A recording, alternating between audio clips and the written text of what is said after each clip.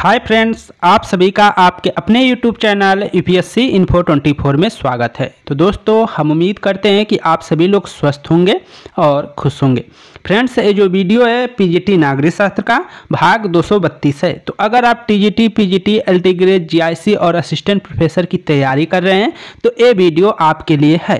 दोस्तों, ये वीडियो जो है वो आने वाले किसी भी टीजीटी, पीजीटी एग्जाम के लिए बहुत ही महत्वपूर्ण साबित होने वाला है, क्योंकि इसमें आपको क्वेश्चन के साथ साथ उसमें व्याख्या भी देखने को मिलेगा। तो वीडियो के अंत तक बने रहिए और वीडियो पसंद आए तो वीडियो को जरूर लाइक करिए और चैनल पे नए हैं दोस्तों चैनल को जरूर सब्सक्राइब करिए। तो दोस्तों, स्टार्ट करते हैं आज का पहला नंबर क्वेश्चन जो 101 से शुरू हो रहा है। क्वेश्चन है आपका कि सूची 1 जो कथन है को सूची 2 उसके विचारक हैं से सुमिलित कीजिए तथा नीचे दिए गए कूट का उपयोग करते हुए सही उत्तर का चयन कीजिए।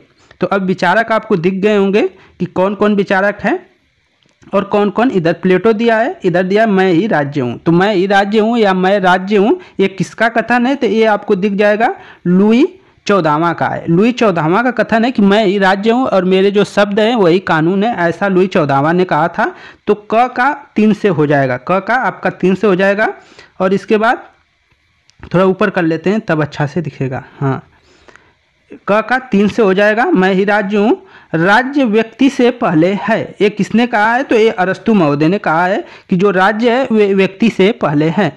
राज्य पृथ्वी पर ईश्वर का अवतरण है। यह हीगल महोदय का कथन है। किसका है? तो हीगल महोदय का एक कथन है, FWG हीगल का कथन है।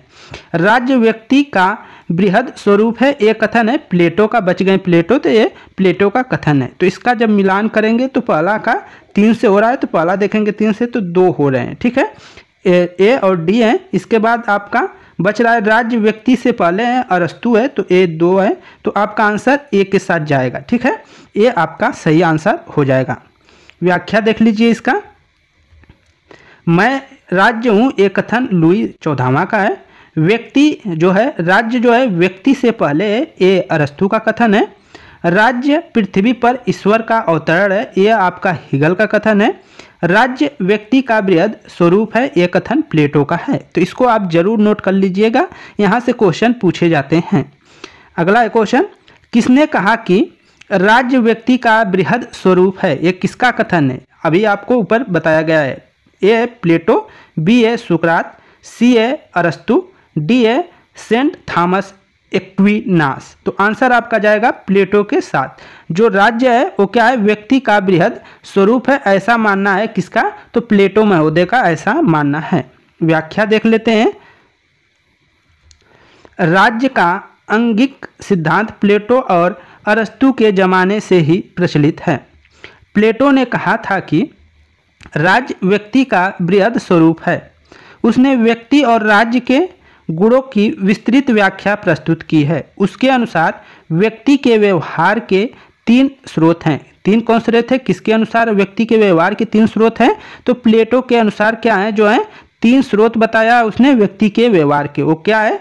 तृष्णा है, एपिटाइट है, और इसके बाद मनोवेग इमोशन है आपका, और ज्ञान जो नॉलेज है वो है। 3 प्रकार के इसने जो प्लेटो हैं उन्होंने बताया है कि जो व्यक्ति का व्यवहार है उसके 3 मुख्य रूप से स्रोत है। उसमें क्या है? तृष्णा है, इसके बाद मनोवेग है, और एक तीसरा जो है वो ज्ञान है, इसको माना है। तृष्णा जो होता है, तीसरा का स्थान मनुष्य के कमर में है। जो कमर में है वो क्या है? तीसरा का स्थान वहाँ पे है। मनोवेग का स्थान उसके हृदय में होता है, और ज्ञान का जो स्थान है वो मस्तिष्क में है, ऐसा प्लेटो का मानना है। आगे प्लेटो बोलते हैं कि तृष्णा जो तृष्णा है वह व्यापारी में होता है, मनोवेग सैनिकों में होता है, और ज्ञान दार्शनिकों में पाया जाता है, ऐसा अरस्तु का मानना है। इन तीनों के संतुलित मेल से ज्ञान का निर्माण होता है, ऐसा प्लेटो कहते हैं। आगे चलते हैं, 103 नंबर क्वेश्चन देखते हैं। निम्नलिखित में से किस चिंतक ने कहा था कि राज्य व्यक्ति का बृहद स्वरूप है? जो राज्य है व्यक्ति का बृहद स्वरूप है, एक किसने कहा है दोस्तों? तो आंसर आपका ए सही हो जाएगा। प्लेटो कहे हैं। एक क्वेश्चन आपका दोबारा यही पूछा है, लेकिन ये 2021 जो यूपी टीजीटी पेपर हुआ है उसमें पूछा गया क्वेश्चन है। आगे देखिए, 104 नंबर क्वेश्चन है। कौन यह मानता है कि राज्य व्यक्ति से पूर्व है? जो राज्य है व्यक्ति से पूर्व है, इनमें से कौन यह मानता है? प्लेटो, अरस्तु, थॉमस एक्विनास, मैकियावेली। और ये आपका यूपीजीआईसी 2012 में पूछा गया पेपर है। तो आंसर हो जाएगा आपका अरस्तु। ठीक है, अरस्तु आपका आंसर हो जाएगा। बी सही कर लीजिएगा दोस्तों। बी जो है कि राज्य जो है व्यक्ति से पूर्व है, ऐसा मानना किसका है? तो अरस्तु महोदय का मानना है। व्याख्या देख लीजिए थोड़ा सा। अरस्तु कहता है कि जिस प्रकार प्रणाली में पहले शरीर का निर्माण होता है, उसके बाद अंगों का विकास होता है। जिस प्रकार जो शारीरिक प्रणाली में जिसमें निर्माण होता है, उसमें क्या है, सबसे पहले जो है शरीर का निर्माण होता है, तो उसी प्रकार उसके बाद क्या है, अंगों का विकास होता है। ठीक उसी प्रकार पहले राज्य आता है तथा उसकी शाखाएं बाद में आती है।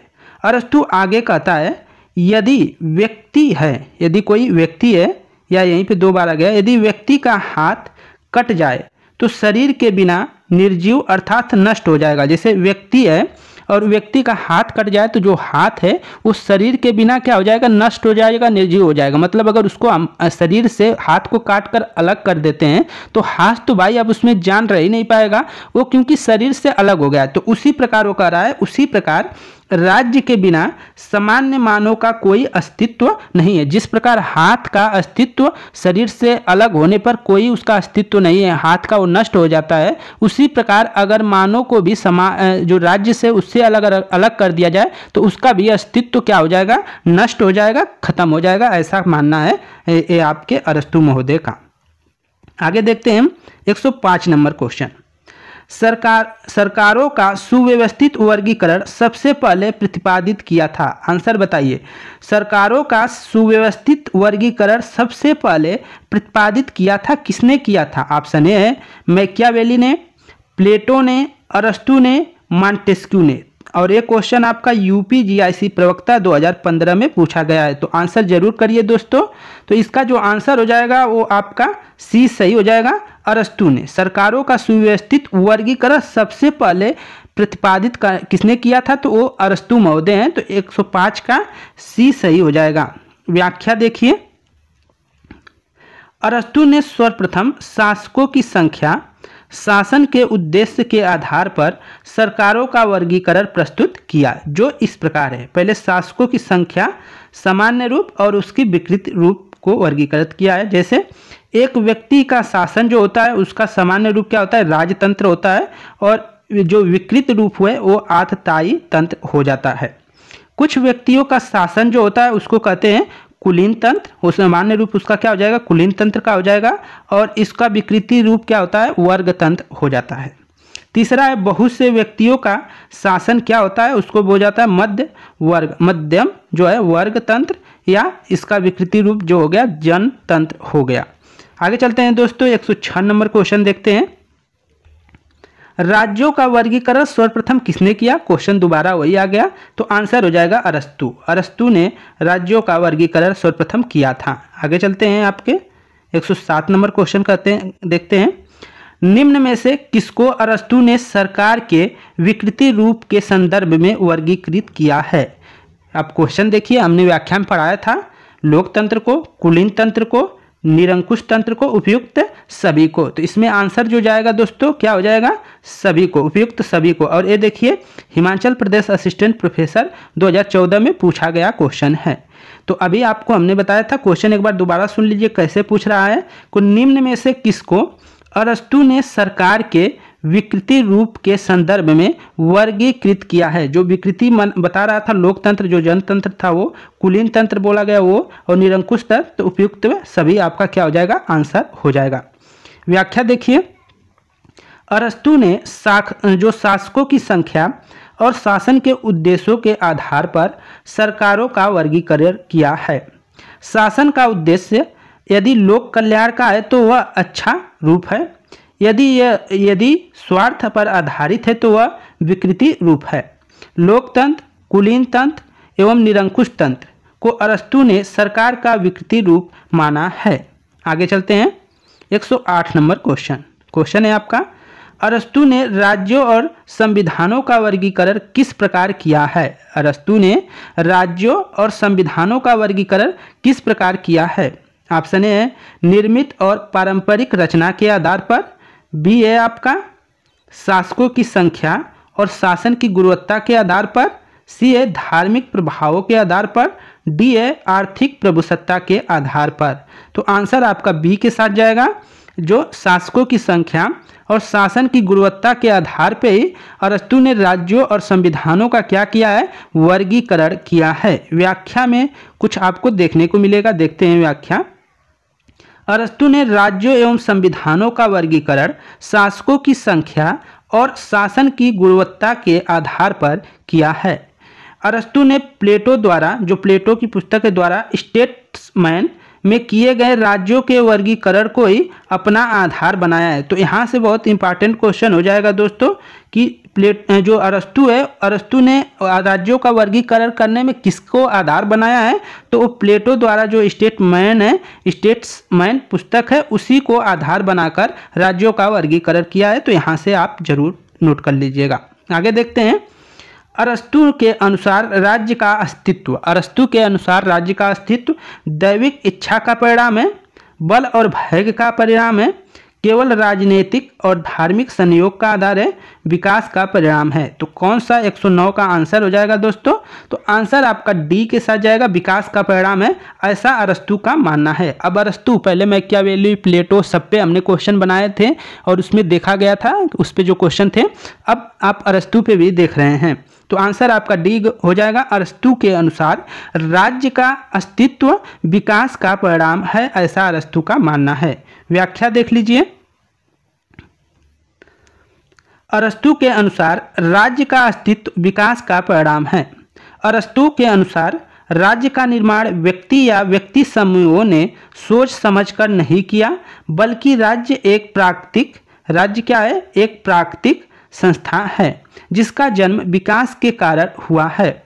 यह एक स्वाभाविक संस्था है, यह एक क्या है? स्वाभाविक संस्था है। इसके उद्देश्य और कार्य नैतिक है और यह सभी संस्थाओं में श्रेष्ठ है। अन्य तथ्यों को हम जान लेते हैं। अरस्तु ने अपने ग्रंथ, उसकी ग्रंथ का क्या नाम है पुस्तक का? तो पॉलिटिक्स नाम है। तो अरस्तु ने अपने ग्रंथ पॉलिटिक्स में आदर्श राज्य की स्थापना तथा यथार्थ का विश्लेषण एक साथ करके नवीन राजनीतिक विज्ञान को जन्म दिया है। इसीलिए अरस्तु को राजनीतिक विज्ञान का पिता भी बोला जाता है, जन्मदाता भी बोला जाता है। आगे पॉलिटिक्स और द कॉन्स्टिट्यूशन अरस्तु द्वारा लिखे गए दो राजनीतिक विषय ग्रंथ हैं। तो अरस्तु के दो ग्रंथों को याद रख लीजिए दोस्तों, पॉलिटिक्स हो गए और इसके बाद द कॉन्स्टिट्यूशन। ये दोनों ग्रंथ किसके हैं? तो अरस्तु महोदय के हैं, इसको याद रखिएगा। 110 नंबर क्वेश्चन है फ्रेंड्स। अरस्तु के अनुसार राज्य, अरस्तु के अनुसार राज्य क्या है? एक दैविक संस्था है, एक कृत्रिम कृति है, शक्ति की उपज है, एक प्राकृतिक संस्था है। अभी हमने ऊपर पढ़ा था और ये आपका देखिए यूपी डीजीसी प्रवक्ता परीक्षा 2012 में पूछा गया है। तो इसका जो आंसर हो जाएगा 110 का, वो डी के साथ जाएगा दोस्तों। क्या है? एक प्राकृतिक संस्था है, ऐसा अरस्तु मानते हैं। तो दोस्तों ये थे क्वेश्चन और उनके व्याख्या। दोस्तों आपको क्वेश्चन कैसा लगा कमेंट में जरूर बताते रहिए। वीडियो लंबा नहीं बनाया जाता है क्योंकि आप लोग ज़्यादा देखते नहीं हैं, इसलिए लंबा नहीं बनाया जाता है। तो जो लोग जितना देखते हैं, ये प्रयास रहता है कि आप डेली देखते रहिए, आपको ज़्यादा मतलब कम टाइम में आप ज़्यादा गेन कर लेंगे। ऐसा नहीं है कि आप रेगुलरिटी आपकी बनी रहे, आप रेगुलर देखते रहिए। आप 20 क्वेश्चन देख रहे हैं, 25 क्वेश्चन डेली देख रहे हैं, तो वो बूंद बूंद से घड़ा बनने वाला काम हो जाता है फ्रेंड्स। तो आप इंतजार करते रहिए, किताब ज़्यादा पढ़िए और अब पेपर का इंतजार मत करिए, बस बने रहिए इसी तरह। और आप लोग को धन्यवाद, जो वीडियो को कमेंट और लाइक करते हैं उनको तो तहे दिल से बहुत बहुत शुक्रिया। धन्यवाद दोस्तों, नमस्कार।